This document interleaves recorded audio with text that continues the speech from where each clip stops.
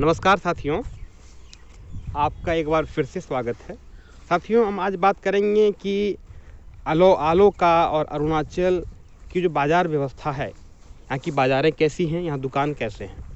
जैसा कि आपको ज्ञात है कि हम लोग अभी जहाँ हैं, हम पहाड़ों के बीच में हैं और हम यदि यहाँ से पहाड़ों से निकलना चाहें तो हमें यहाँ से लगभग 300 किलोमीटर दूर जाना होगा।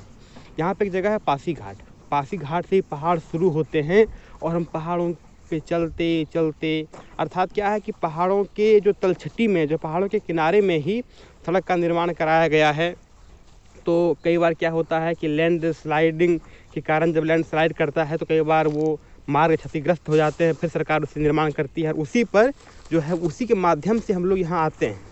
तो हम अभी आपको बताएंगे कि हम लोग अभी पहाड़ों के बीच में हैं, अर्थात चारों ओर पहाड़ है, पहाड़ों के बीच में हम लोग हैं।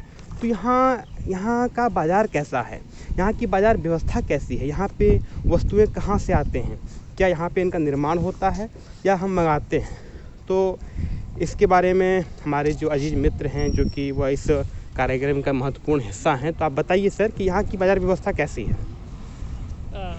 यहाँ की बाज़ार व्यवस्था काफ़ी शानदार है। यहाँ पर मार्केट हफ्ते में 6 दिन खुलता है, लेकिन संडे को बंद नहीं रहता है। अच्छा, वो एक दिन का डिसाइड करते हैं जी, दिन वो बंद रहता है जी। ये जो सामने दिख रहा है, सामने क्या है? ज़्यादातर जो मार्केट है वो महिलाओं के द्वारा चलाया जाता है। अच्छा, ये जो सामने दिख रहा है, सामने क्या है? ये शॉप्स हैं। अच्छा, तो क्या यहाँ की दुकानें ऐसी होती हैं? हाँ, यहाँ की जब दुकानें ऐसी होती हैं। आप कुछ बताइए यहाँ के दुकान के बारे में।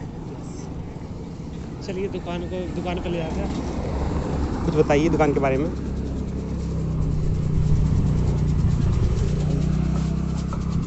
तो ये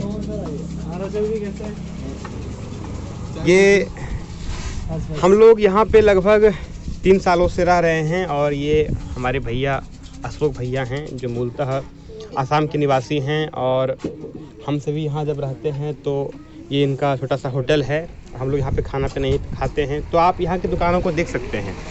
यहाँ पे जो दुकानें हैं वो दुकानें ऐसी ही होती हैं। हम अभी पूछेंगे पवन सर से कि पवन सर, यहाँ पे जो सामान वस्तुएं आती है वो कहाँ से आती है, बताइए इसके बारे में। ये तो सर बताएंगे, सर जानते हैं इनके। भैया, यहाँ पे जो सामान आता है वो सामान कहाँ से आता है? आसाम से।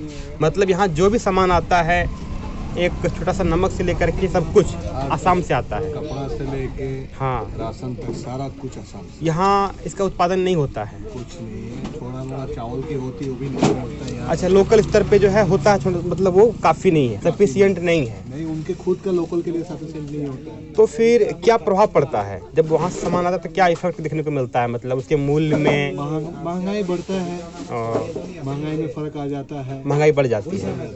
अब यहाँ आलू क्या भाव चल रहा है अभी आलू 25। साथियों, आप देख सकते हैं कि अभी आप आसाम जाएंगे तो वहाँ आलू आपको मिल जाएगा 10 रुपये किलो, 12 रुपये किलो।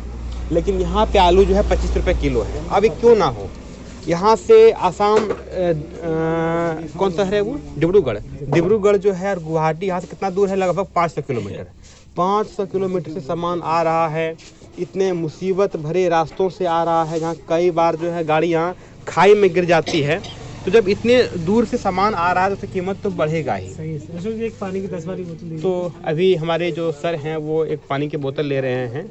आप देखिए, ये बोतल है और ये फ्रेश वाटर है। ये यही सियांग रियल और ये लोकल प्रोडक्ट है। ये आप देखिए, सियांग जो है आप देख रहे हैं यहाँ पे, सियांग इस यहाँ की नदी का नाम है और संभवतः इस नदी का ही शुद्ध जल ये है, प्यूरिफाई किया गया है इसको।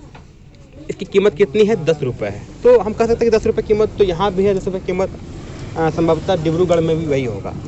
तो साथियों, मूल और विशेष बात यहाँ यह है कि यहाँ पे जो भी वस्तुएं आती हैं वो उनका निर्माण, उत्पादन यहाँ कुछ भी नहीं होता है, सब नीचे से ही आता है। हाँ, लोकल स्तर पे आप देखेंगे जहाँ के जो लोग हैं कुछ धान उगाते हैं, कुछ फ्रूट्स, कुछ सब्जियाँ उगाते हैं, लेकिन वो सफिशिएंट नहीं है।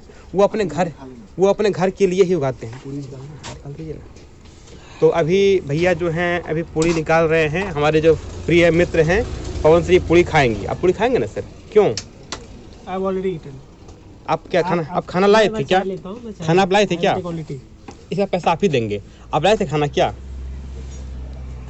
खाना लाए थे आप? अशोक जी की तरफ से फ्री ऑफ। अच्छा, तो आप लाए थे खाना क्या?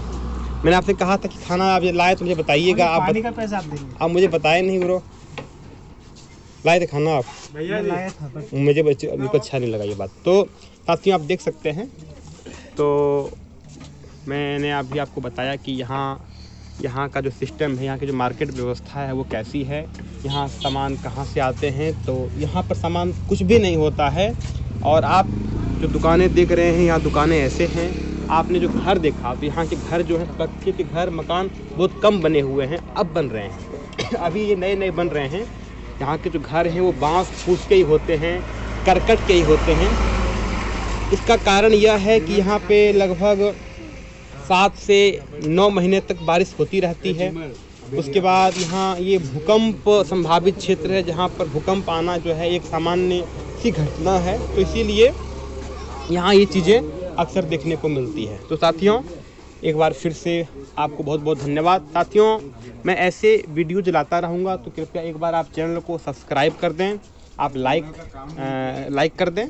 और मैं आपको अरुणाचल के बारे में, अलोंग के बारे में और जो नॉर्थ ईस्टर्न स्टेट हैं उनके बारे में आपको बताता रहूँगा। धन्यवाद साथियों, जय हिंद।